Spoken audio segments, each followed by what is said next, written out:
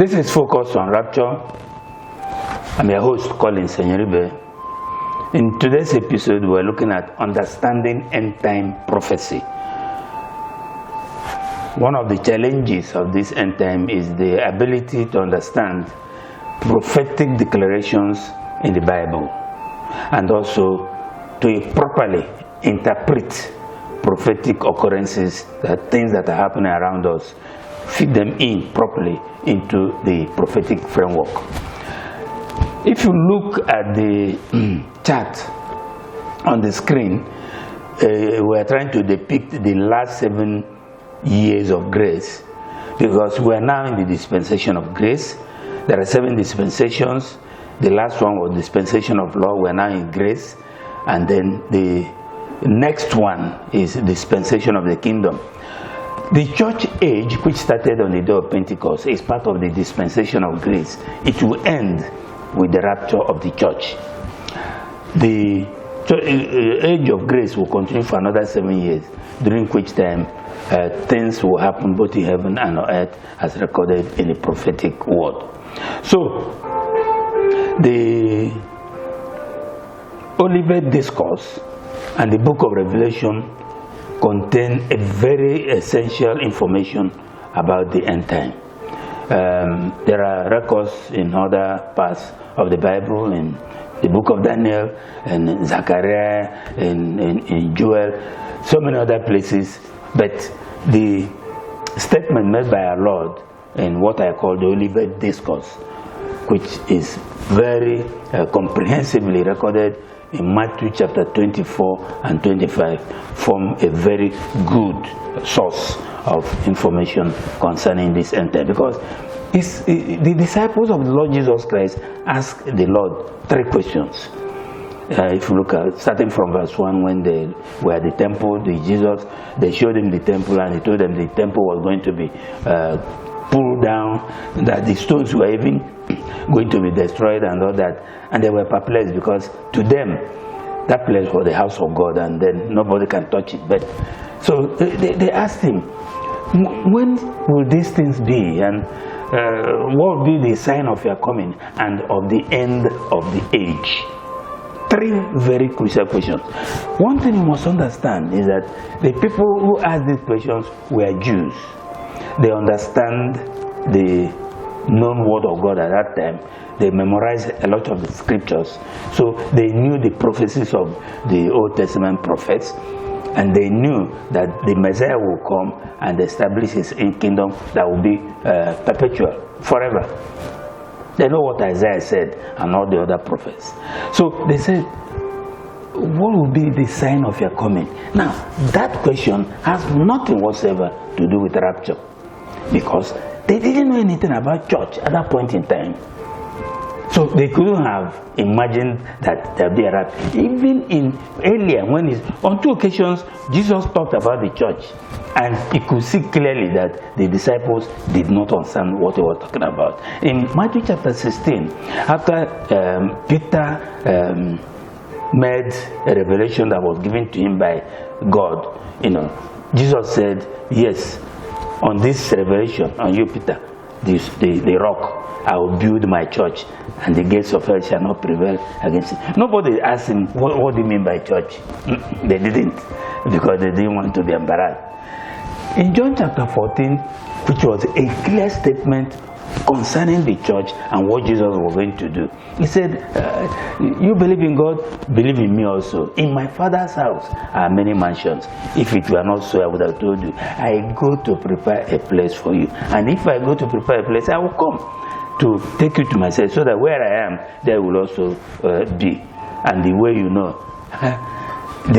they were, I don't have to describe that, but Thomas, someone called and said, the way? Which one? I mean, we don't know the way.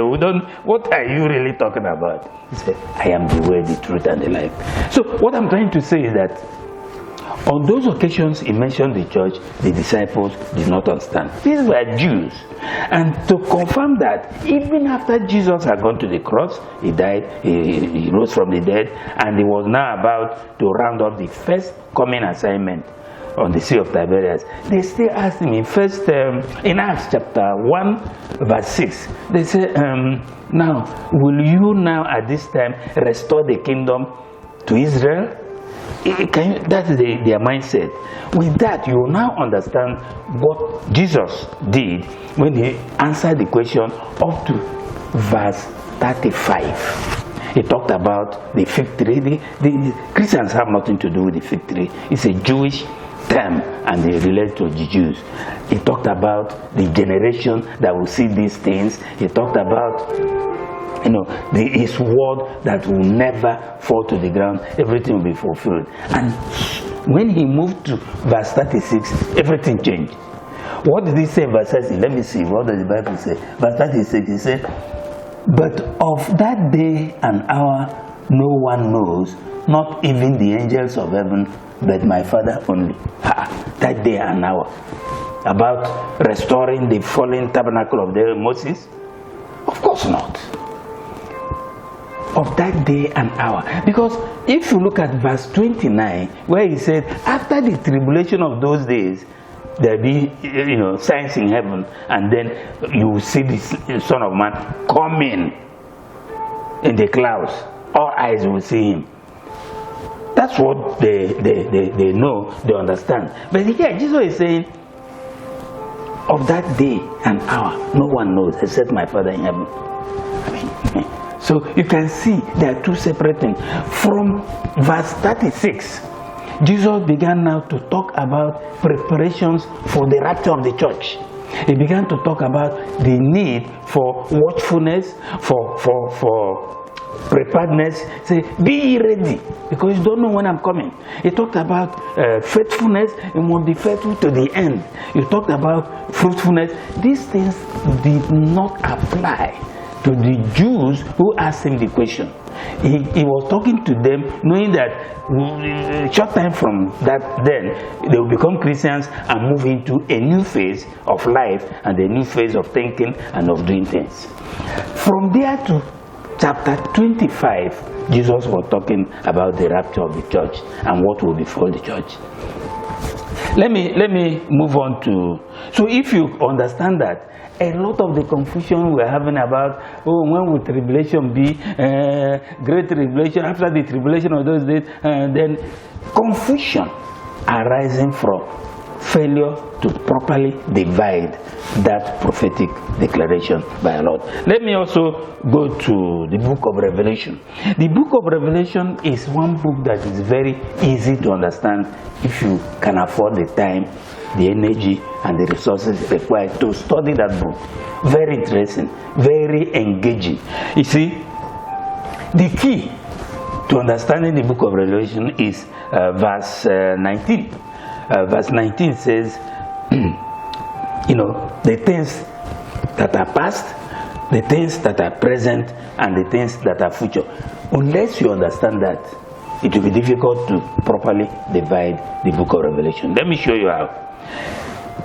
When Apostle John was receiving the message, for him the past was day of Pentecost, from day of Pentecost to Revelation chapter 3.